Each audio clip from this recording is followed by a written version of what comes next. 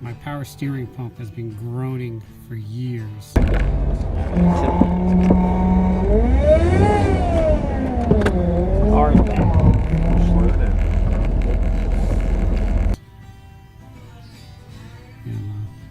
So I took off my steering stabilizer, and this thing is, I can't get it to go in. I imagine, holy guacamole, imagine the power steering pump's got some good pressure to push that in and out. Anyhow, took that off, everything's bueno, replaced it with a new one. Everything's good. So if you're having power steering problems, it only takes a second to unbolt this thing and see if this is the problem. If this thing's jammed up, nothing's working.